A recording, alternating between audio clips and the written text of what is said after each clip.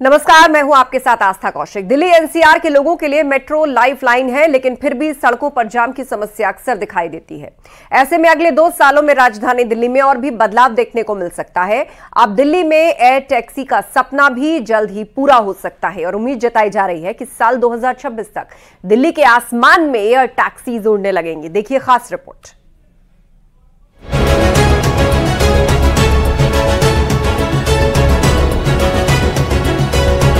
Delhi NCR में traffic एक बड़ी समस्या है।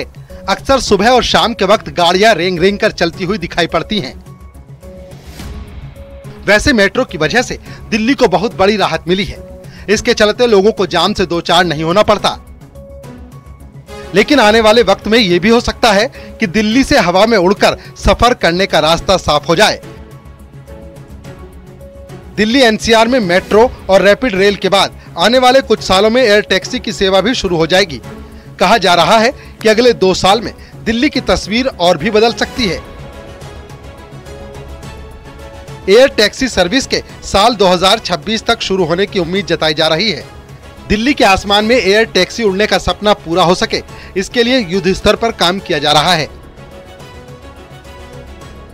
अब अगर मैं इसके बारे में बताऊं कि एयर टैक्सी पर क्या जानकारी आई है, किस तरीके से काम हो रहा है, तो ग्लोबल इंटरप्राइजेस जो है और आर्चर एविएशन जो है वो इस पर काम कर रहे हैं। 2 साल के अंदर जो है वो एयर टैक्सी की सुविधा सबके पास होगी और मिडनाइट प्लेन जो 200 मिडनाइट प्लेन है उससे जो है उस पर काम किया जा रहा है और भविष्य में भारत में भी मिडनाइट प्लेन जो है वो तैयार किए जाएंगे।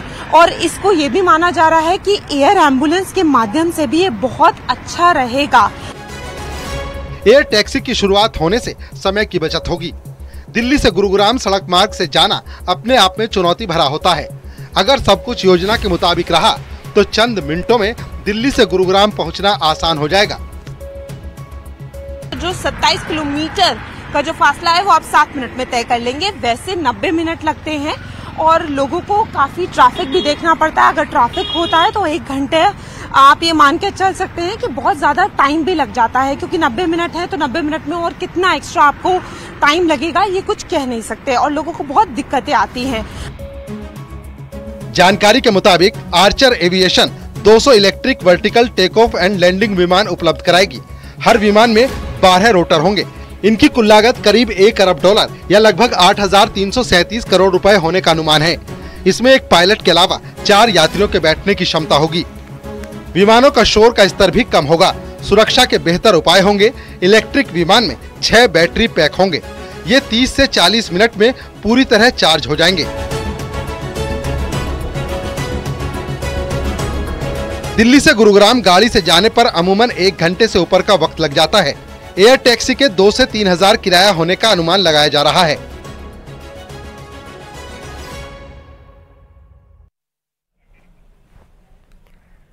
उधर महोबा में एक शादी समारोह के दौरान हंगामा हो गया। एक महिला आई और कहने लगी कि दूल्हा उसका प्रेमी है और उसके बाद तो बारात को बैरंग ही लौट जाना पड़ा। पूरा मामला इस रिपोर्ट में देखिए।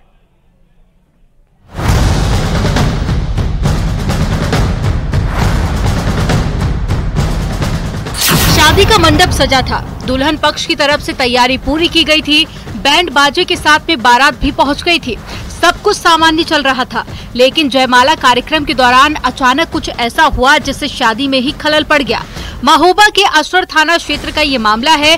गोरहारी गांव से बारात स्यावन गांव गई थी, लेकिन शादी के दौरान दूल्हा बनकर पहुंचे युवक पर एक महिला ने सनसनीखेज आरोप लगा दिया।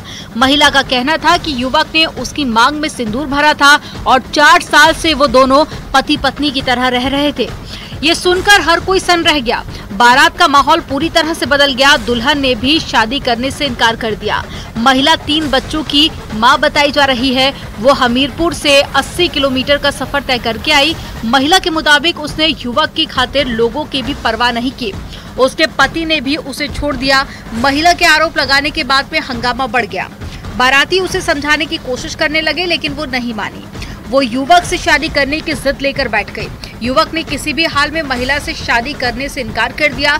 हंगामा बढ़ता देखकर पुलिस को सूचना दी गई और पुलिस मौके पर पहुंची और मामले को शांत कराने की कोशिश की, लेकिन जब तक बात नहीं बनी तो पुलिस सभी पक्षों को थाने लेकर पहुंची। वही युवक ने महिला के आरोपों को निराधार बताया। उसका कहना है कि महिला ने किसी के बहकावे में आकर ये कदम उठाया है।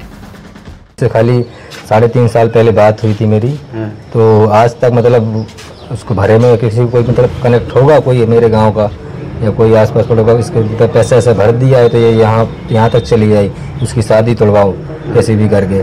ना तो मैंने इससे शादी किया, ना तो कोर्ट मैरिज किया, कुछ नहीं किया, खाली इससे बात किया 3.5 साल पहले। वो भी इसने बात का इतना बड़ा इशू बना दिया कि यहाँ तक चली आई शादी तोड़वाने। मामला बिगड़ने के बाद में बारात को बैरंग वापस लौटना पड़ा। वहीं दुल्हन पक्ष में भारी आक्रोश है। दुल्हन के परिजनों ने युवक के घर वालों से शादी में खर्च हुए रकम देने की मांग की।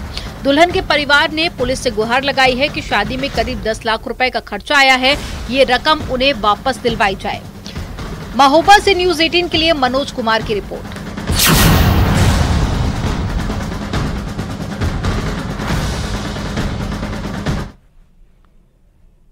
वहीं बिजनौर में एक गुलदार रिहायशी इलाके में पहुंच गया, जिसके बाद वो एक घर के अंदर घुस गया और फिर पूरे इलाके में हड़कंप मच गया।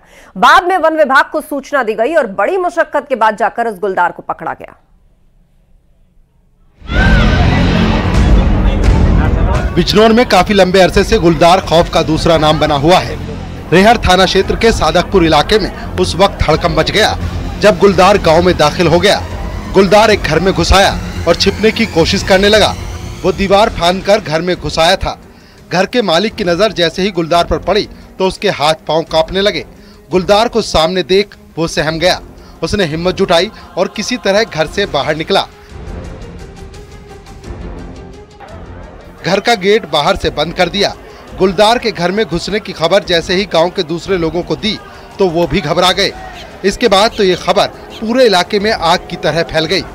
बाद में वन विभाग और पुलिस को सूचना दी गई। वन विभाग की टीम भी मौके पर पहुंची। गांव में तो हड़कंप मचा हुआ था। सभी लोग अपना काम छोड़कर घर की छतों पर पहुंच गए। हर किसी के चेहरे पर डर साफ झलक रहा था। वन विभाग की टीम ने गुलदार के रेस्क्यू का काम शुरू किया। गुलदार हमला भी कर सकता था, इसके लिए बड़ी ही सावधानी से पहले उसे ट्रैंकुलाइज किया गया और बाद में गुलदार को पिंजरे में कैद कर लिया। शिकार की तलाश में गुलदार गाँव में पहुँच गया था। वो तो गनीमत रही कि उसने किसी पर हमला नहीं किया। बिजनौर में काफी अरसे से गुलदार का खौफ बना हुआ है। आए दिन लोगों पर हमला हो रहा है। वहीं कई मवेशी भी गुलदार के शिकार बने हैं। इसकी वजह से लोगों का घर से बाहर निकलना भी मुश्किल हो रहा था।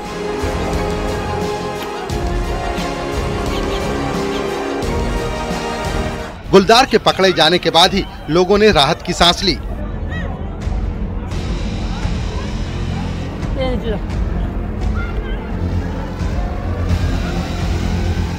अभी 2 दिन पहले ही बिजनौर में गुलदार ने एक युवक पर हमला किया था।